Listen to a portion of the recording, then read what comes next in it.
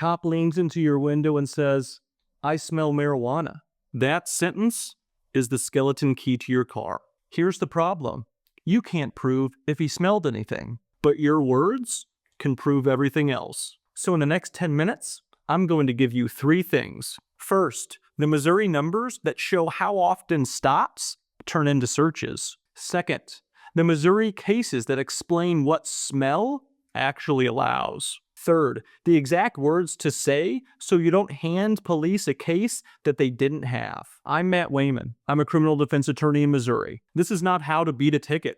This is how not to build the state's case for them. Let's talk reality. In Missouri, traffic stops aren't just warnings. They're fishing trips. In 2023, Missouri agencies reported 1.37 million traffic stops statewide. Out of those stops, there was about 62,000 searches. That's a search rate of about 4.5%. And those stops produced almost 58,000 arrests. That's roughly a 4% arrest rate. So when a cop says, "I smell marijuana," understand what's actually happening. They're trying to move your stop from traffic to search. And it's the easiest source of probable cause if you start talking. Missouri courts have held that the odor of marijuana can constitute probable cause to search a vehicle. But that does not automatically mean that police can search a person just because they're in the car. Missouri courts have held that even with the strong odor of raw marijuana, that odor alone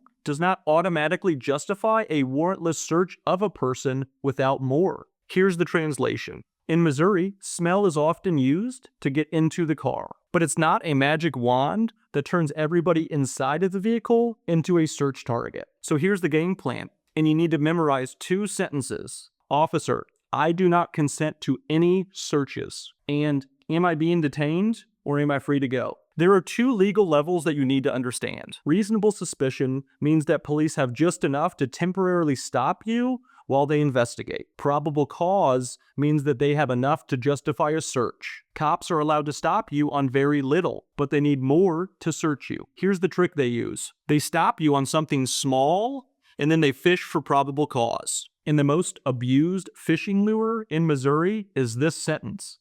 I smell marijuana. There's also a difference between burnt marijuana odor and raw marijuana odor. Burnt smell can come from clothes, passengers, or a car you borrowed 3 days ago. Fresh smell is easier for them to argue that raw marijuana is in the car right now. Here's the trap. They'll ask you, "You smell that?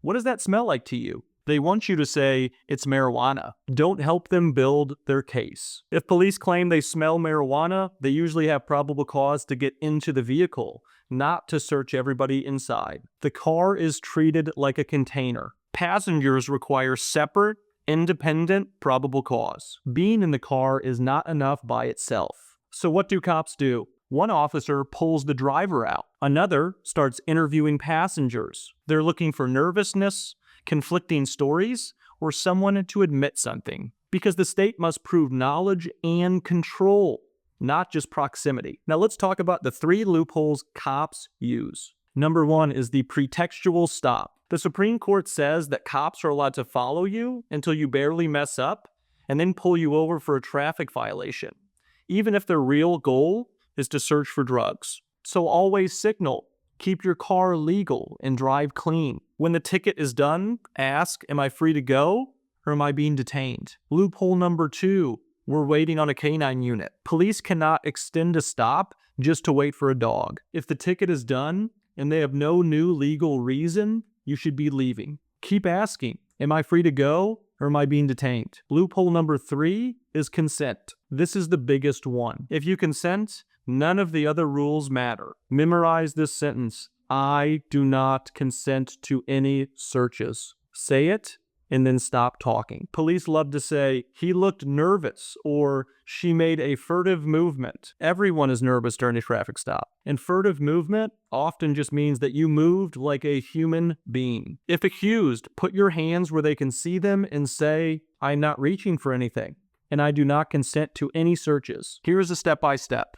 Stay calm. Provide your license, insurance, and registration, and nothing else. If asked to search, say, I don't consent to any searches. Then ask, Am I free to go, or am I being detained? If detained, say I am invoking my right to remain silent and I want my lawyer. Then stop talking. If police are at your door and they're claiming that they smell marijuana and they don't have a warrant, don't open the door. You can talk through the door. Ask, do you have a warrant? If the answer is no, say, I don't consent to any searches, and ask them to leave. If they say yes, ask to see it through the door or under the door. If a cop walks up to you on the street and says, I smell marijuana, ask them, am I being detained or am I free to go? If you're free, walk away. If you're detained, say, I don't consent to any searches, and I'm invoking my right to remain silent. Here are the golden rules.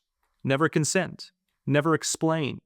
Never try to talk your way out of it. Always ask, am I free to go? Always invoke your rights if you're detained. The smell of marijuana is the most abused excuse in modern policing. Don't give them the rest of the case for free. If you want to know about wanteds in Missouri and how police use them to detain people without warrants, click on the next video.